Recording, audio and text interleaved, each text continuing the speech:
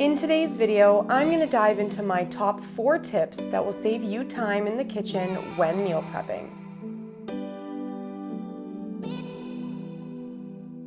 Hello lovelies, and welcome to my channel, the best place for busy women looking to nourish themselves with wholesome food in an easy, efficient, and sustainable way.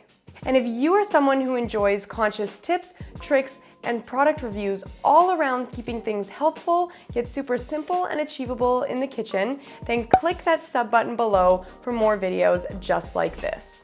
Now let's get into today's video. Now we all know that meal prepping may not always be the most glamorous thing to do, and it can also just take a lot of your time, especially if you don't meal prep in an efficient manner. So I created and began to follow these 4 simple tips to help me along my journey with making cooking easier and also more enjoyable, so I could spend more time doing the things that I loved and spend less time stuck in the kitchen. So let's get into the tips. Tip number 1, wash and pre-chop all of your vegetables. This is the most important tip for meal prepping. The reason why this is such a crucial step is because it honestly can save you anywhere between 10 and 15 minutes for each meal that you make. Because let's be honest, chopping, it's the most tedious part of cooking. What I like to do is as soon as I get back from the grocery store, I give my veggies a nice little vinegar bath to clean them of any contaminants and pesticides. And once they're nice and clean, I'll take those veggies and chop them into the correct sizes and cuts for the meals I'll be making that week. So let's give an example. I'll be making a veggie stir fry and a potato and kale curry this week. I will cut my stir-fried veggies into long julienne strips like my recipe calls for, and then store them in the fridge like that until I'm ready to use them. I'll also do the same for my curry, like cut the potatoes into small cubes and destem the kale. I like to do this also for all my aromatic vegetables like onion and garlic. These are 2 foods that we use a lot of as a base in cooking, so it's nice to have these cut up and stored in containers so they're always readily available to you. And if you happen to have any extra vegetables for the week, you can cut them into strips and put them in individual containers to have as an afternoon snack to serve alongside nuts or hummus all throughout the week. I have also compiled a downloadable chart that shows you the best ways to store vegetables in the fridge for maximize freshness and to keep them better longer. And if you're interested in getting that download, you can click the link in the description box below. Moving on to tip number 2 is pre-cooking all of your grains and your proteins for the entire week. This is an awesome thing to prep ahead of time so you can cut down your cooking by almost 50%.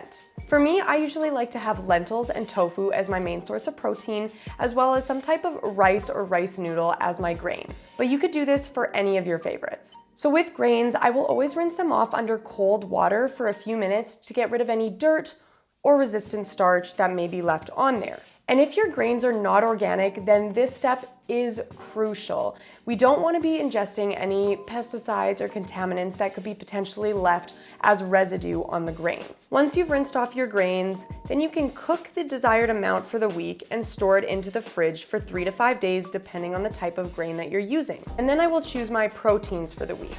So if you're doing meat proteins, you can cook them by baking or blanching them, either plain, in a sauce, or a spice rub, and then they can be stored in the fridge to top off salads, eaten in a bowl, or a part of a main course dish. While beans and lentils, I will always rinse and soak overnight before cooking, as this takes away the gas-inducing properties. And then once they're cooked, I'll store them in the fridge and pop them out whenever I need to use them, whether that be to throw into curries, soups, or to top off a meal. And I love this tip because now all you have to do is when you're ready to cook your meal, you just take out your grain, you take out your protein, and then you just take out those chopped vegetables like in tip number 1, and you throw them all together with a sauce or whatever you'd like to do, and boom, you have a meal ready to go in like less than 10 to 15 minutes. And now moving on to tip number 3, which is to prep your breakfasts.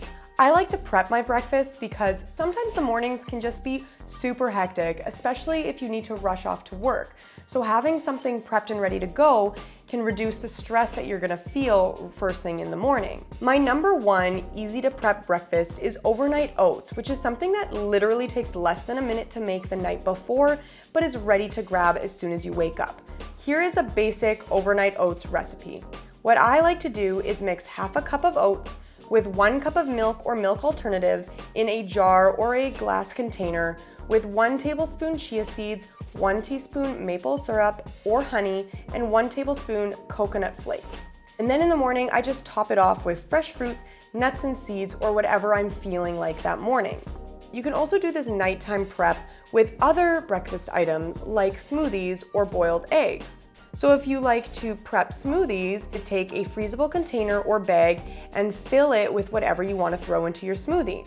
So you could throw a banana in there, some spinach, a handful of hemp seeds, nuts that will turn into nut butter as they blend, and then all you have to do in the morning is grab your liquid and go.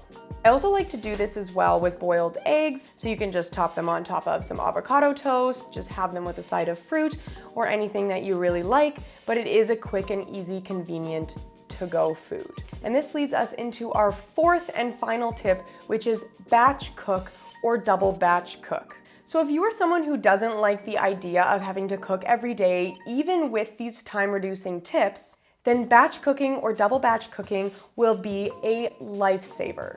Things that are easy to batch make are like spaghetti lentil bolognese sauces, chicken or egg salad sandwich mixes, soups or curries. So if you're someone who enjoys this tip and wants to batch cook all their meals at the beginning of the week or one specific recipe, then what you should try to do once in a while is double batch cook.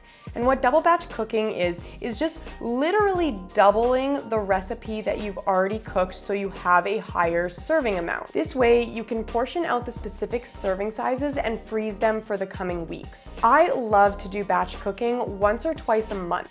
That way, every couple weeks, I can either take a full week off of cooking and just pull out all those meals from the freezer. So some of my favorite things to double batch are things like falafel patties, or veggie burgers, or lentil soups. And there it is. Those are my 4 best tips to help you save time in the kitchen when meal prepping in a healthy, efficient, and sustainable way. And if you enjoyed today's video, then give it that thumbs up and click that subscription button if you want to see more videos like this. For more tips on food, nutrition, and holistic health, you can follow me on my Instagram page right here, as well on my website in the description box below. This is also where you'll find the free downloadable chart for how to store veggies properly in the fridge. Thanks again for watching, and I'll see you next week. Bye.